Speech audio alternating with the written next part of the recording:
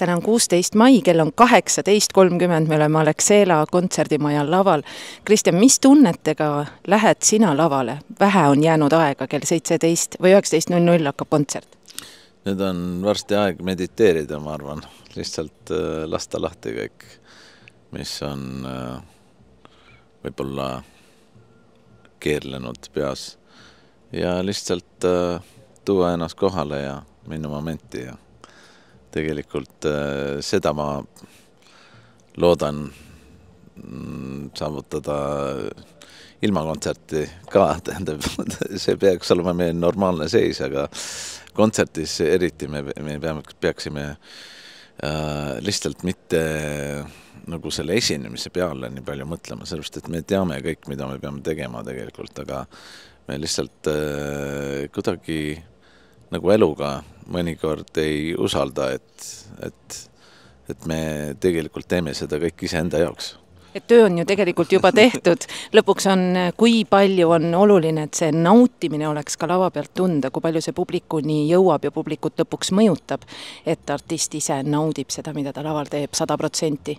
No tead, see autentsus ja see ehedus on ainukene asi, mis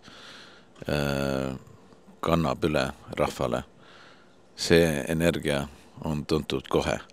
Kui sa hakkad seal väga niimoodi esinema, eks ole, siis see on kõik mingisugune show, mis tegelikult ei ole üldse nagu päris. Ja siis juba muutub niisuguseks näitemänguks, eks ole. Aga kui sa oled tõesti kohal iseenda selles mahlas, eks ole, ja sa naudid enda olekut. No tegelikult mitte ainult laval, aga laval me unustame ära, et me oleme laval terve aeg. Me oleme elu laval. Ja tegelikult seal ei ole niisugust asja, et nagu nüüd ma pean olema korralik ja nüüd ma pean nagu olema kellegi jaoks. Ikkagi dirigent. Ja, sa kannad oma peensuse kvaliteeti tegelikult. Ja ma mõnikord ei saagi inimesi aru, et kes liigselt valmistuvad, mida nad valmistuvad, sellepärast, et seal me oleme loovad muusikud. Ja kuna me mängime niisuguses vormis, mis on pool improvisatoorne, eks ole, siis meie ei mängi mingisugust asja, mis on juba mingisuguses kantud vormis, mida me peame järgi tegema. Me peame tegelikult lihtsalt elama seda momenti ja usaldama oma kvaliteeti. Ja kui me usaldame oma kvaliteeti, siis ükskõik, mida me teeme, on õige. Tähendab, lihtsalt ainukene asi olla selles voolus, kus sa põhiliselt lase lahti. Just enne seda intervjuud, meil lõppes proov ja me arutasime seda oma bändiga, et keegi tahtis seal väga mingisugust märguannet, et kuule, et siin me peatame ja siin me alustame ja sina mängi ja see on juba nagu niisugune näpunäited, mis tegelikult ei ole vajalikud taolisele bändile. See on vajalik ainult niisuguse töölisel, kes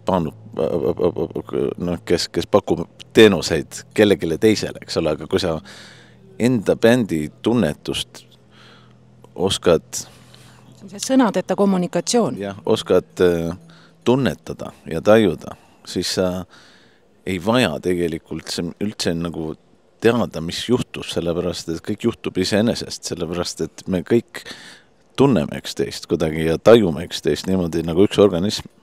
Et see on niisugune väga, väga huvitav protsess üldse, mis mina olen kogenud juba nagu aastate läbi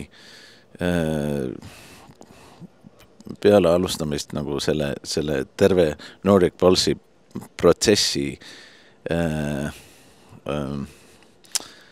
ideed, mis põhiliselt on, võtame mingisuguse tuntud loo, siin me ei mängi üldse tuntuid lugusid, siin on kõik originaalkompositsioonid, aga me võtame mingisuguse tuntud loo ja saame koos selle loo heliloojaks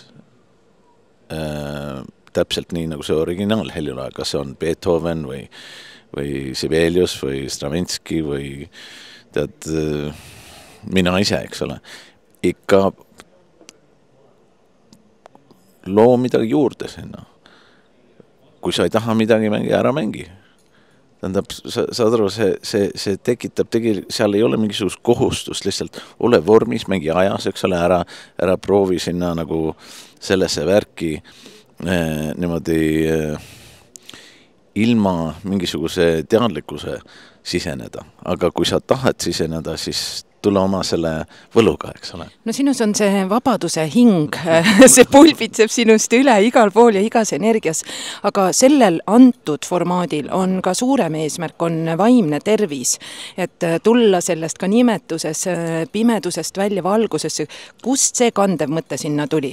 No see ongi tegelikult selle terve meie bändid, mida ma praegu selgitasin, on tegelikult üks teadmine ja arusaamine elust, mis ei ole ainult laval siin muusikalisel sellel etteastel vaja käiku panna, aga terves elus. Tähendab, meie enda arusaamine endast pärineb sellest, et meie vanemad ja meie esivanemad ja siis koolid ja õpetajad ja mingisugused keskkonna ja ühiskonna ilmategijad on meid nii palju mõjutanud, et meie ka kanname umbes seda sama värki, eks ole. Aga tegelikult, kui me saame aru, et oi, me võime ka ilma selleta ja me võime tegelikult luua seda momenti ise ja tegelikult mitte nii nagu vanemad, mitte nii nagu meie õpetajad, mitte nii nagu kõik meie need ütleme eeskujud, aga valime välja mingisuguse uue tee endale, eks ole, siis me lõikame tegelikult läbi selle värgi, mis ohjeldab meid. Ja see ongi, millest ma räägin, tähendab, miks me üldse seda teeme, on, et luua seda teadlikkust ja arusaamist oma vahel, et me ei pea kellegi jaoks midagi tõestama. Selles ongi asi. Kristjan, ma soovin sulle armastusväärset ja valgusküllast meditatsiooni ja üks asi siia sinu ette ja kogu lavapealsete artistide ette tuleb 1000+ inimest.